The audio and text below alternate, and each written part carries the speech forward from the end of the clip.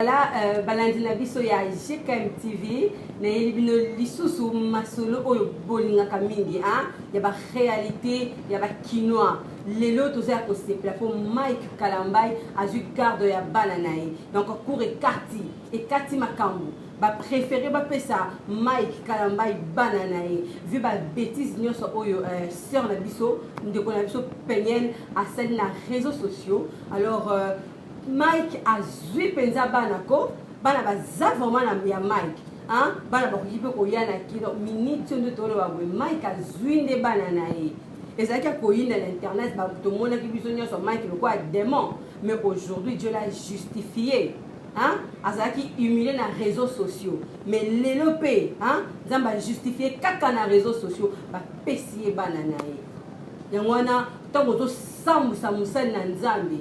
Attends-toi à ce que Dieu s'élèvera le dernier. C'est ce qui s'est fait. Mike Azui bananae. Lelo on de la biso peigné.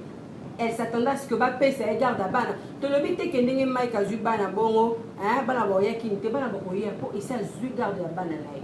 Musu boya fan la bongo kinte me bakoya. Bakoya po Mike Azui bananae. Si on a biso peigné par rapport à ma kambo oya sali. De cours et décider parce qu'avec ce genre de vidéos quelle humiliation en plus les réseaux sociaux ils vont étaler les réseaux sociaux étaler honneur double portion aujourd'hui Mike va marcher la tête haute parce qu'il y a aussi la dépression et ma camp oyo sali au même liba na bio na réseaux sociaux au même divorce na bio na réseaux sociaux donc on a maquillé Mike il y avait des affiches partout autre comme on a Mike comme un démon Mike comme un meurtrier donc tout le monde qui Mike ba le lenge nyonso mais aujourd'hui Dieu l'a justifié ndenge va justifier à Jésus sur la croix Nzamba justifié Mike il a récupéré ses enfants. Ce qu'on y a payé, tout qui pas toujours pas. Et ça lui a sonité. Bon pèse à payer le conseil, bon pèse vraiment conseil belé, n'a évité ceux qui est dans la bateau, bah tiens qui n'a pas erreur, bon pèse conseil balasima, azong la tiba ba bêtise ya modèle à vous. Pour Nzamba la kisibiso, quel genre de femme on a à faire? Nzamba justifier Mike Kalambai, à la kisibiso qui c'est un serviteur de Dieu. Il s'est tué. Donc, à ceux qui fardonnent, à pèser qui en Nzambi. Nzamba kotalikam. Même quand on peignait le bâtiment qui baso kalisa qui va sambousa qui Mike, les va publier qui va vidéo à peigner tout le monde qui est sur internet. Et pourtant, c'était le contrat avec qu'est-ce que Dieu est en train de préparer. Aujourd'hui, Mike Kalambai a une raison de plus. Il a causé la vie parce qu'il a récupéré ses enfants. Binoba basi au boson encouragé peigner. Peigner, tu as bien fait. La femme c'est l'argent, la femme c'est l'argent. Ah bon? Qui a perdu? Qui a perdu aujourd'hui, Peigné? Qui a perdu? Tu as perdu au su et au vu de tout le monde. On a traité Mike de tout le monde. De tout le monde. Mais aujourd'hui, Dieu l'a justifié. Qu'est-ce que ça t'a fait? De savoir que non, Mike a gagné procès. Mike a récupéré Bananae. Il a fait 1 mois aux États-Unis. Juste pour la procès. Et aujourd'hui, court 4 makam. À récupérer banana. Non entourage na yo. Est-ce que moi ça libère pour se comporter le quoi? Problème ni les arales qui na libère le cas pour régler. Et même si Mike était un mauvais, tout ce que tu as eu à faire après Mike, est-ce que c'est Mike qui t'a poussé à faire ça? Est-ce que c'est Mike qui t'a poussé à faire ça? Est-ce que Mike t'a dit que vous managez jackpot?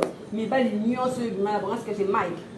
Parce que vous avez dit moi, Sinobi Azaki Mabé. Sauf que Azaki Mabé, il fallait y aller à la malade. Oh, prouver que toi tu étais une bonne femme. Mais par contre, toi tu étais Jézabel. Aujourd'hui, Dieu a justifié Mike. Alors, on se rend compte que Mike était un bon homme, c'est toi qui étais une mauvaise femme. Oui, Peigné, tu nous as déçus. Et nous avons une raison de plus. Il y a aussi, pour tout le monde, déjà, parce qu'on a commencé à Mike pardon à Internet. Comme on le voit, frère Mike Limbisabiso, pasteur Mike Limbisabiso, tu n'es pas quitté. Nous ne savons pas quel genre de femme tu avais. Lelo oyo, non, c'est pélaté. Mike a vu ma kambunaye a pécé on a ma boca nzambe et Dieu a agi. Et yo vu ma kambunaye au même on a réseaux sociaux. Regarde ce que les réseaux sociaux t'as payé. Au moins aux réseaux sociaux foutu, mais t'as ce qu'aux réseaux sociaux foutu Mike. Toi, tu étais une femme. Toyoka Kinenge, Jacques Pot a bêta qui sur la peignelle. Ndenge betaki ndenge bakende kokutana na peignelle ndenge batambusaki peignelle avant akutana na ye tan lolenge Jacques Pot asambusaki mwasi peignelle akomaki lokwa taxi ekende ngalier mamabe ekende ngaba matete yolo masina. Est-ce que mwasi a bongo?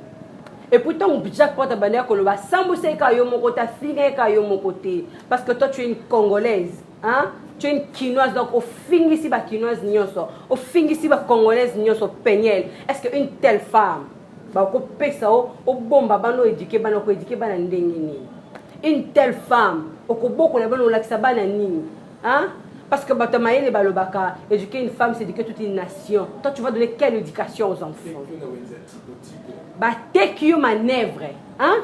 Donc donner ça take you manœuvre. Bah, il y a 1800 aboyi, 2000 à 8 donc ce qui s'est passé, hein, attends que tu vas juger, on peut mon écran que moi, exact, tu as déçu le monde entier. Parce que yo vu dans les internet. Après toi, tu as Mike malgré Obimi Seba ma bé mon combo, tu as été. Mais en dehors il y a Mike. Qu'est-ce qu'on a appris de toi chez Jacques Pot? Hein? Jacques Pot a Sambu Sibiso. Hein, abeng so ba sutuke la, hein, to sutuke la mi belle ba wuta kalibana mboka mama ya bongo ton ba no ba ko yoka makamba bongo. Est-ce que bana wana ba ko fanda na e pour so ba fandi na yo o leksa bango nini pour nos ana en dehors de la miséricorde de Dieu, Seigneur se vivra sur la grâce de Dieu, mais n'habite o leksa bana nini nzamba justifier Mike a pesi Mike bana na ye ban de lo Mike azan les sont pour à garder bana na ye, hein. Les justes juges, c'est Dieu. Les comment on la cataracté, nzamba katara, nzamba côté on pas katia on a épée. Juste, n'est-ce pas s'il y a quelques semaines pour pas décider nani on doit garder à bana, toi tu as fait des bêtises. Il y a pas longtemps tu as fait des bêtises. Et voilà comment est-ce que Dieu a justifié l'homme de Dieu, Mike Kalambai. Au sambu sibiso, au monsieur ba sutuke là, bazo te comme manœuvre et bela moi si le quoi yo. Natala ki su vidéo en lobby ndenge de nesa lobaki azaki toko na kati libanda mabele ne peza okoyate ya solo wana ya mona ki ngondeni ya penyel c'est que yo avba que noter ka yo kenda kana nkuna tali yo bien pas biso bon voilà tu es en bon état, vas-y peut-être tu nous as déçu, tu vas valoir autant pour lire autant, tu es en bon état, comme tu es en bon état voilà tu vas coûter yo coûte dans la valeur toi tu coûtes. Hein? Cette fois-ci, on te vend, tu peux louer parce que toi, on te loue. Tu peux louer ça on a autant. Tu peux louer ça on a $2000. Et puis, moi, si un ex-pasteur, au moins, le commerce, je suis au salaté, après, il y a un collection de soutien-gorge. Peigné, il y a une maison de bien, une maison de cabine. Ou même une maison de beauté, moroboui. Il y a la maison, ceux qui montent, ils ont un sous-vêtement de soutien-gorge. Pour confirmer quand le pasteur de l'Esabay qui ont quitté la casse dans les bandes. Eh, Peigné, tu regrettes à niveau moko, il y a un elo ko sala isepe li sinzambe pi. Il y a un moni nzambe na lola, hein? Alors que li mo sali ne mawa. Alors que li mo pesi banana e. Nzamba justifier Mike Kalambai.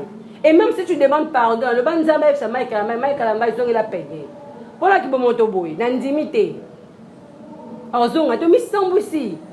Eh, bakoma me ngoti boro yo sur internet bakoma yemba batikelo boro yo penyelo komi bord. Donc obima ndaka libala poko manu bord. Donc tu n'as plus de valeur. Bazo louer so ce ko ndenge déjà na Jackpot esili. Ne ba louer c'est pas né. Ozono ka ba client. Bo ba tuté ba ki wana za cop no ozono ka ba client là c'est sûr. Mais nanzimi te ko sous place c'est pas Mike Kalambai pour oza capable so Mike Kalambai yimbi sur ozo o afficher na internet pour oza ta réseaux sociaux attends ko lo comme le bonjour o ko afficher on te connaît nzamba justifier mo sali na siko to sendeni penel c'est honteux n'a pas mis Kalaba na mi kita au niveau o ko bisa bana na mi kena ba garçon a posé moi toutes sortes de questions. Bah poser la question, poser répondre. Au mitalité belé na onde pasteur de l'Esalbaka et belé il y a Peignel. Quand ça peut belé quand les pasteur de l'Esalbaka, poser belé. Autant les kilos na oti, autant la valeur il y a ex-mari na oti.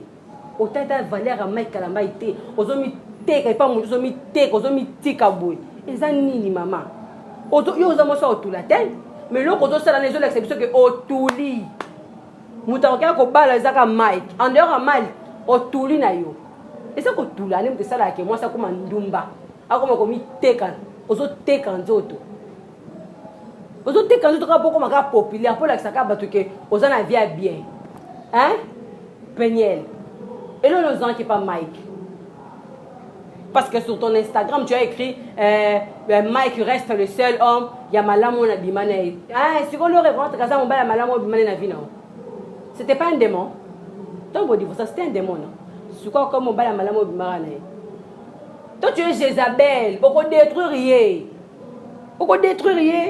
tu es que tipo muta tekio ah muta tekio kote muta so teka kayo ah eza tipo muta so teka kayo pour aux esclaves na ye yanga so teka kateka ko te ko neno salingi meta siko lelo hein okomi ata li papa la gomme ata ya fazer eza ningo mona ote aussi li valeur ata mabele eza na valeur pour mabele babenga ngo mokonzi aussi li valeur ata muta pousse dans la valeur pour obenga yo vide pousse non mais aussi li valeur tel siko l'homme que toi tu as négligé hier hein a comme siko la tête haute o Moïse Mbia yemba abimi maboko pembe sika bafunda ki c'est ce que Mike Kalamba est devenu aujourd'hui hein Mike Kalamba sera un modèle pour la jeune face à la situation où garder silence talisa le Cameroun nzamba kufara te nzamba la raté nzamba ko zela onde au moins nzamba mutasambusi yo quand ce monde mi sambusi yo mokota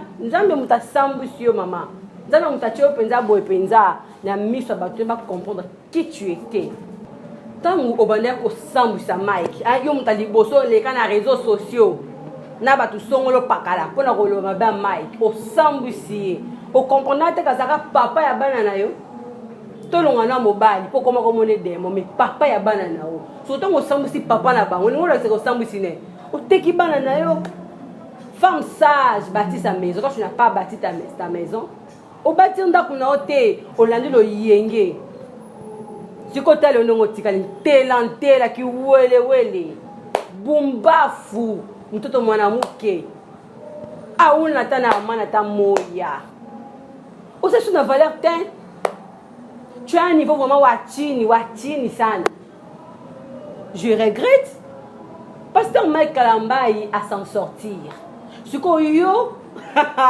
au moins quand est-ce que ba ko mama kam et l'homme qui réseaux sociaux Français Joël Tatou a divorcé au moins moi c'est dans les réseaux sociaux pourquoi il fallait que yo olé comment va divorcer parce que moi les gars dans les réseaux sociaux il fallait que yo olé ka Peniel to yeba hôtel ba makam non au moins internet awa hein mutu no ça juge ndenge yo même makam na internet ba tu no so ba ti ba toge to ko lobela ko ti na suka moi si ya soni hein na âge na yo est-ce que ba ko influencer yo na mobali yo zala ki na homme de Dieu yango mona tika lo baka ko za Jézabel po Eli pa ki maka na Jézabel ba ki maka ye ba fana kana te ba ki maka ye donc ba ki maka mais moni sort na yo o moni sort na yo au monde ngé komi au monde ngo suki lelo yo Mike a récupéré bana na ye bana babi nemi na hotel maman ko lutala bana hein au côté bana po yo baka vous allez me faire de l'argent aujourd'hui non ça live kende ko ça live biso to ko lobela ngo ka to lata ba toge to ko lobela ngo hein au pandi foyer na yo OK pas jackpot au pandi makanisi na ye et c'est que là surtout que nous sommes bomozo détruire quel genre de femme hein et le bon attaque jackpot faut pas talo bien ba tala vraiment état d'âme na yo ti na niveau jackpot ko abenga yo ma ekufela mbo o mitala na kitala ti mo bala biso ko za ma ekufela mbo ah nzambe o penye lo mitala na kitala ti ba bisa ke bongo lo pe lote lobi po ki papa mbal mso lingi o bebi se le pe souffrir na avenir na po eze loko ba salute papa na zo teka yo partout mutu wana X songolo pakala a continuer te oka bon niveau très bas Jacques Pot a regretté abo bungi se li bouleverser ba calcul na ye ndenge po bouleverser ki ba calcul ya Mike Kalamba Hein? Lélo. Nzambe a justifié, il a récupéré les enfants. Toi, tu pensais que son ton mec ne sera pas stable. Il est stable. Madjaboupé a continué. Ce qui a perdu. Parce que tu as perdu ta valeur. Tu as perdu ta valeur. Hein, Peniel? Qui a perdu entre vous deux? Parce qu'il a gardé silence. Afin de connaître, malgré que Instagram n'est tout et tout et tout. Azamo ponami Nzambi. Azalo kola Joseph. Attention, bolongo li tunique. On Nzamba tia, ils a 4 mutu. Ils a libanda, ils a 4 mutu. Au long là qu'on désinstalle, qu'on supprime qui Instagram et aujourd'hui. Et aujourd'hui, Nzamba zongi c'est lié. Denga zongi c'est la Job. Qui a perdu? C'est toi. Toi, tu penses que quoi? Comme star, bon, il y a cette femme-là, na histoire, na n'enga mabé, na n'enga Jézabel. Hein? Na n'enga Jézabel. Il y a peut-être que moi, je sais pas, bébé, on a cassé l'église. Eh, tous donc, on a nous pas tata, oh, tata tipo. Mouteki basi. Mouteki basi, oh, pas yé barabasi. Il pose pas mouteki, mais solo, pas vrai commerçant. Oui, pas qualité marchandise là. Ce que tu as la rapesa et l'eau qui inspiré na date tel, l'eau qui est besoin bon était, l'eau qui est beau. Ce que tu y éviter. Peigne lui autant qu'on n'est pas tipo ana. OK, n'a comme tika, pas te kakayo, to que n'a la casa mosai na nzambe, to que n'a la casa de femme de nuit. Na be on ka femme de nuit. Pour ça on va on va mener kana butu na moite pour mo ki mona. Eh, papa musu, papa tipo yo ka pas sonité. Yo pour les rappeler la TV sur les pasteurs les plus connus sur les réseaux sociaux, c'est moi. Ah, petit tika. Quand on a teka moi là-bas, tu vas teka ya yo pe ka bongo. Oh, mais toi c'est pas ici bas. Nyo so ça la to foute ma kanasi. Yo zolo na nguba, okobuka matembele te manga, to kobuka pe ka nguba. Papa tipo, basé mi combien au na Londres. Moi ça combattre na niveau ya ko sala AVC muteki bana. Papa tipo.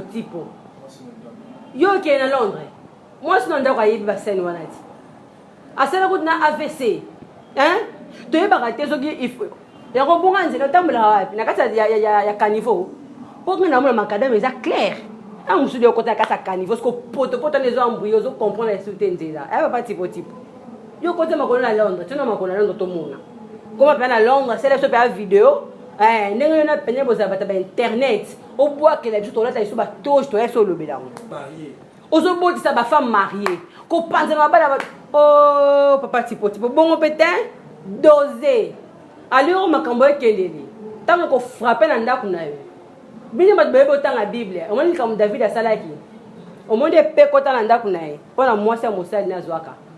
Au monde, ça m'a côté que peine dans la kunaï. Bien, ma bébé ma camboye Bible. Faites attention, hein. Malheureusement, beaucoup de monde a yebi n'était à la ignorance. Donc, vous êtes conscient ma camboye sale. Vous avez qu'on a ces amis bé. Moi sale. Attendez ma le baki que ye ça va ne toucher pas mais ouin boy. Yeba que les sumo za conscient que zo sala yango. Eza les sumo za mabe mo sala yango quand même. Bon limbi ça parce que tu savais que c'est un péché. N'importe qu'on a ces les sumo non sala yango quand même. Et pourquoi ça on te pardon? Hey, Paul Belobini, qu'il est riche en bonté et là en colère. Au Seigneur pardon. Le bozongeli, au Seigneur pardon. Tous les gens attendent à Calafon, ça m'a fondé ma belle papa tipo Mélio. Non on a peigné. Merci Bolimo. Tant qu'on Nzamba sambu ici bino. Au moins Nzamba sambu c'est ba pasteur à Bal, ba prophète à Bal. Les Nzamba sambu ici bino, a exposé bino, a étalé bien dans mon kimobi. Peigné, oh yo moni. Hein? Pour nangaye, ce qu'on continue qui ndumba, on continue ba te qu'on est bazo te ka yo po yo tuli na yo. Nous autres on y a no pesa on ka mutu nyoso ka boy. Na ba ofele pour ça, o pesa on sans dot. O pesa on sans dot, bon ba pesa wana ezamo ba shisha. Continue comme teka. Mais pour nangaye, makamnyo c'est ça ils na réseaux sociaux pe sur les sons. Tebi ser mo boy ça la pétage kaming ta sambu sa homme de Dieu à kota maye. Yo pe kaming to kota maye. O melandobo. Kaming ta. O kota maye. Voilà, restez branchés, restez connectés sur votre chaîne GKM TV. Namaso, la vie, la réalité quinoise. Donc, au bête, nous sommes à l'autre, c'est pour Mike a récupéré Banana. Dieu l'a justifié pour et Kati Makambo. Voilà pourquoi tu as là. Mike a vu Banana. Alors, été à Bino, Bino Bato Yobo, Kosé la Rabat Makambo. Et surtout si c'est un élu de Dieu, il va que Nzambe a justifier et puis à s'en sortir tête haute. Restez branchés, aimez, partagez, likez, pour voir numéro la mission auto ça là, abonnez-vous surtout. Cette émission est présentée par Tabitha Emik. Restez branchés et on se revoit à très bientôt.